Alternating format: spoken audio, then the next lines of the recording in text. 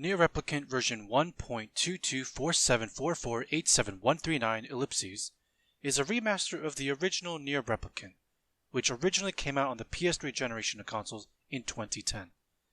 But you probably already knew that. You also probably knew that the original game was released in Japan with two iterations. There was Nier Replicant, which followed a young man who sought to protect his sister, whereas Nier Gestalt followed a widowed father and his daughter. In one iteration, you play as Nier the father, whereas the other has Nier the brother. I'll be referring to a specific protagonist as either brother or father. However, that was in Japan. The rest of the world only got Nier Gestalt, which was localized as all caps Nier. The original intent by Yoko Taro, the director, and developers was to have just a brother. However, Square Enix, or the localizers, thought that the Westerners wouldn't like having a young boy serve as the protagonist. So, a compromise was struck and both versions would be released in Japan, whereas the West only got Gestalt. Anyone new to the Drakengard Nier franchise should now be caught up to the history of the game's development. So, this is the part where spoilers come in. There will be full spoilers for Nier Gestalt / Replicant, and a small detail from the first Drakengard game. Got it? Ready? Good. Nier Replicant version 1.22 yada yada released with just the originally intended protagonist available. In Japan, this is essentially a non-issue. Replicant was available on the PS3 and Gestalt on the Xbox 360. Basically, pretty much nobody played Gestalt in Japan. But in the West, people have grown attached to Papa Nier. To many, the localizers were right, and they can't possibly see any value in what they see as an unnecessary change. Others would argue that the brother is the only protagonist of the game, and can't see why anyone would want this ugly mug to be playable. So, what I'm going to do is analyze the game, determine which incarnation better suits specific moments or general concepts. Or at least I'm going to try to. Just as a frame of reference, my only exposure to the first Nier game is Nier Replicant version 1.22. So try as I might, there will be some inherent bias towards the brother. Feel free to argue against or for my points. I would love to see how other people view this magnificent gem of a game. So first, we're going to dive right into the nature of the relationship of the protagonist and Yona. Previously, Yoko Taro had been the director and scenario writer for Drakengard. In Drakengard, the player controls Kaim, a man seeking to protect and save his younger sister, Furia. 7 long years later, Yoko Taro would release Nier Replicant. This would be his originally intended version of the game, where the player controls a young boy, later man, trying to save his sister. During those 7 long years, Taro stated that he was taking note of the Gulf War and 9/11. He wrote the scenario of Drakengard with the belief that anyone who partook in war must be doing it because they are naturally predisposed to it. Therefore, Kaim is a lunatic killer, and his party members consist of a pedophile, a cannibal, and a racist dragon. Taro really wanted the players to reconsider what it meant to be the hero of an action game. How morally inept they must truly be in order to kill monsters, animals, and even other humans. But it was a justification by both sides of the Gulf War and 9/11 that made Taro think that perhaps he wasn't quite right. He came to conclude that 人間は自分が正しいと思ってれば狂ってなくても人を殺せるっていうことをちょっとなんか世の中から感じたんですね。で、ニーヤの内容は人は自分が正しいと思ってれば相手を殺せるっていうそういう内容のゲームになって、みんなは全員自分は正しいと思ってる、そういう内容になってます。Although the Nier protagonist does end up killing the Shadow Lord and claiming that he does not care, that he won't sympathize with him, that's not entirely true. There's a moment of hesitation just before he deals the killing blow. He even begs Devil and Popola to stop fighting. He doesn't always want to kill. But the end justifies the means. If it means saving Yona, the protagonist will do anything in his power to do so, even if it means the loss of his friends. If Kaim is a lunatic who enjoys killing and just happens to be searching for his sister, Brother Nier is searching for his sister and believes he has to kill to save her. It's as if Nier Replicant is the counter-argument to Drakengard, helped by the similarities they both share, which is why it's imperative that Nier is the brother.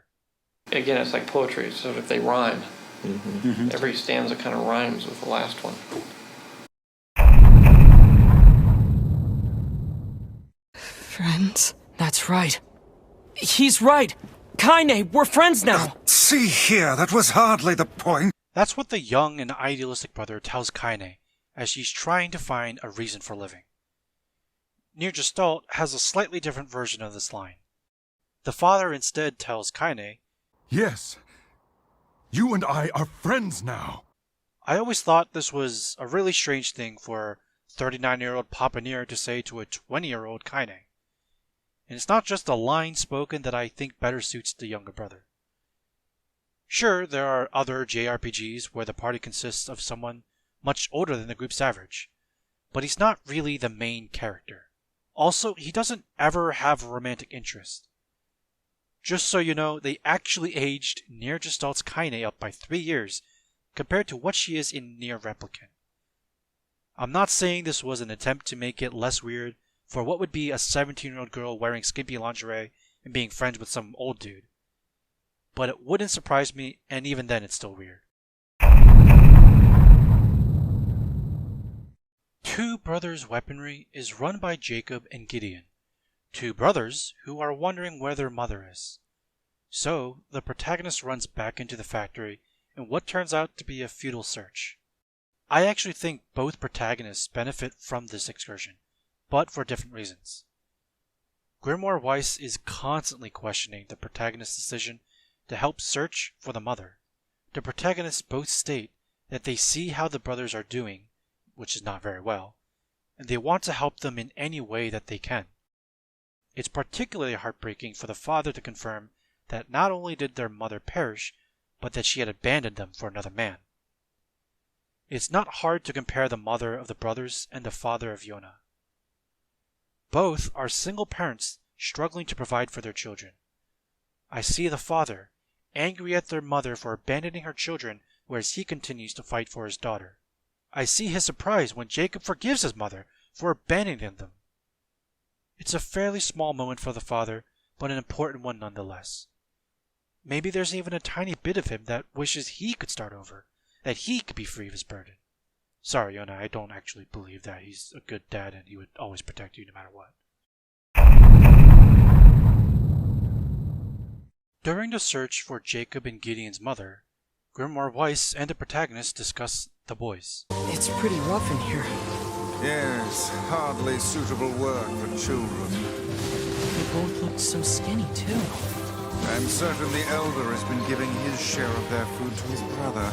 This idea is strengthened by a cutscene that takes place during the prologue of the game, where Yona finds a cookie to share with the protagonist.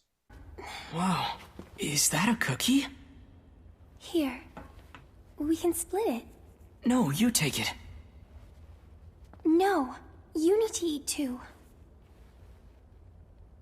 Fine, I'll take the small half. No. Come on. You need to keep up your straight. Listening to the brother's voice acting, you can tell that he too is excited to see a cookie, and seems to want some of it as well. But he's the older brother, and Yona is sick. The brother would sacrifice everything for his Yona. There is some other stuff he does to afford medication for his sister, but that's from the light novel Grimoire Nier, and really not rated E.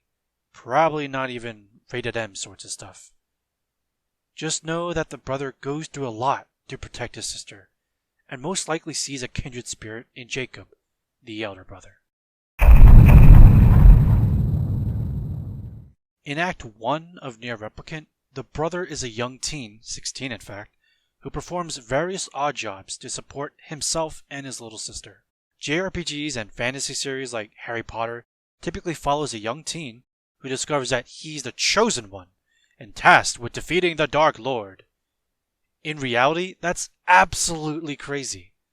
As a young adult myself, I barely have my shit together.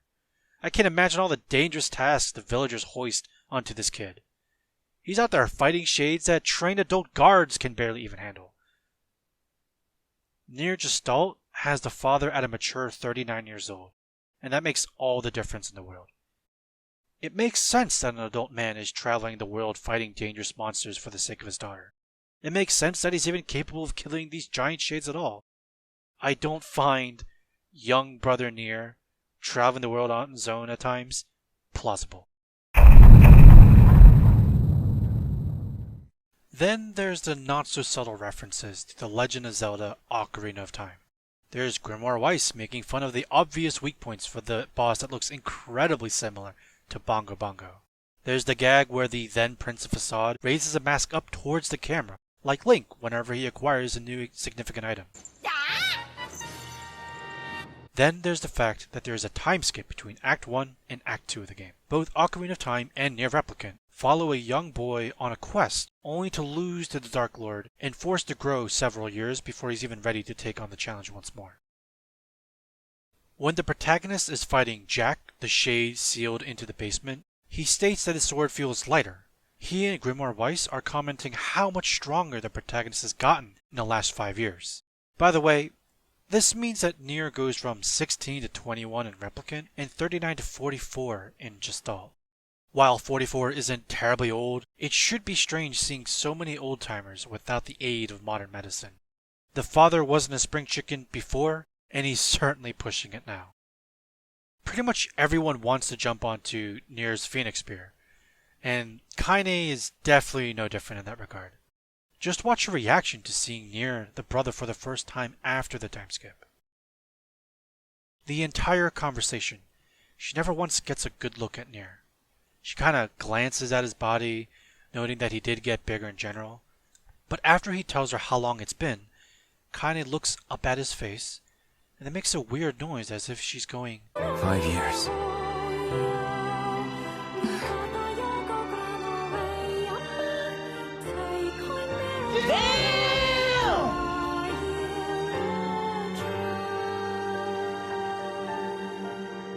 Shit. That's a long time. The romance is subtle between the two, but when you do notice it, it certainly makes more sense in Replicant. It's not as good as your grandmother's, but I tried. No, it's great. Thank you.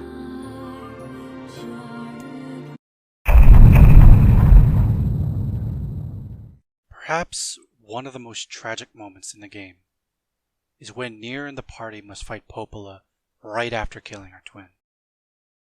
Honestly, I was thinking about giving this moment to the brother, who pleads, Please, don't do this, Popola! You and Devila were like parents to me! Obviously, the same line couldn't be transferred to Gestalt, so it was instead changed to the following. Popola, we've been friends for so long. Does that mean nothing to you? In my opinion, the brother's line is more heartbreaking, whereas the father's is in better service to the character. The protagonist has shown time and time again to desire nothing but to save Yona. He's not just killing monsters, he's actually killing people. The entire B and C playthrough can be summarized into